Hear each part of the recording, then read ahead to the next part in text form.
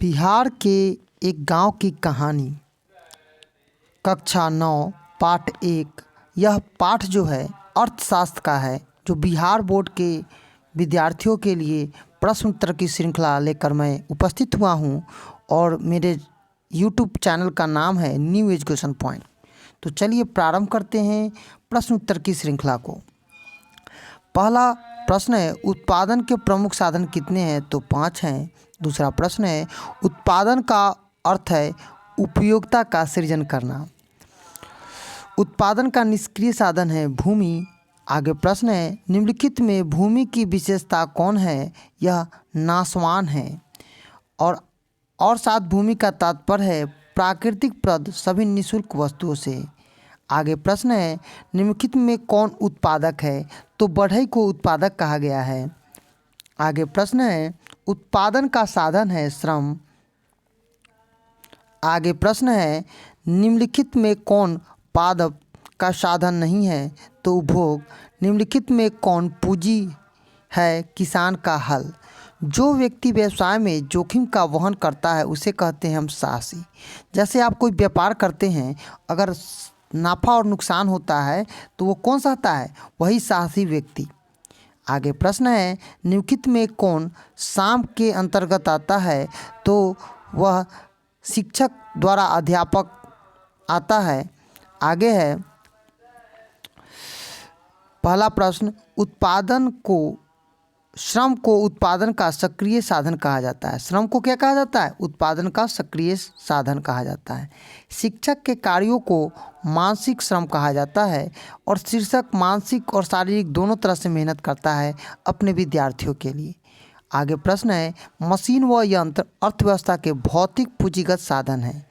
आगे प्रश्न है, सभ्यता के विकास के साथ मनुष्य की आवश्यकता बहुत बढ़ गई है। जैसे कि सभ्यता बढ़ी है तो मनुष्य की आवश्यकताएं भी बढ़ती जा रही है। आगे प्रश्न है, वस्तु और सेवाओं के उत्पादन विभिन्न साधनों के सहयोग से होता है, क्योंकि उसका उपयोग कौन करता है? मानव करता है। आगे प्रश्न है, उत्पादन की नई तकनीक की वजह से उत्पादन अपेक्षाकृत वृद्धि हो जाती है, मतलब बढ़ जाती है। सही और गलत करना है। तो पहला प्रश्न है, अर्थशास्त्र में उत्पादन का अर्थ उपयोगिता का सृजन करना है। बात तो सही है। दूसरा प्रश्न है, किसान के कार्य का मानसिक श्रम कहा जाता है।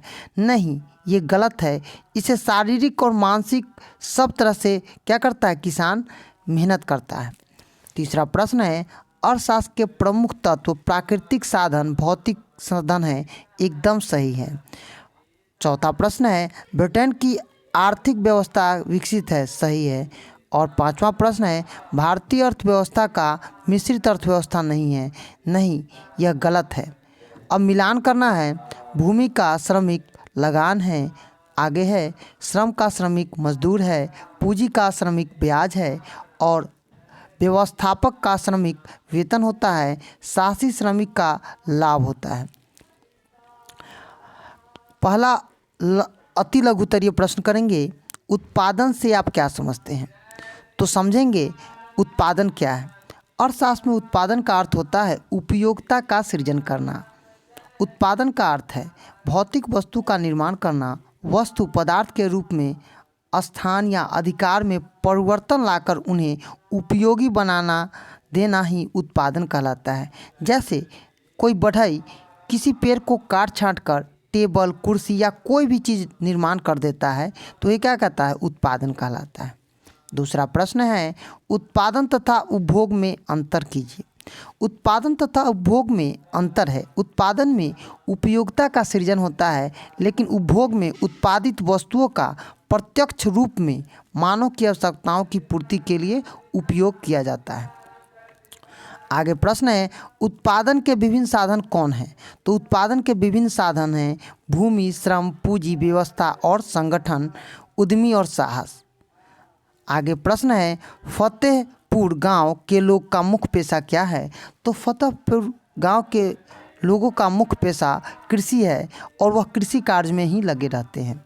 आगे प्रश्न है, भूमि तथा पूंजी में अंतर करें। भूमि एक प्राकृतिक प्रद साधन है और पहाड़, नदी, जंगल, सागर सभी भूमि पर प्राकृतिक द्वारा प्राप्त वस्तुओं को छोड़कर इसमें आय प्राप्त होता है, यह पूंजी कहलाता है।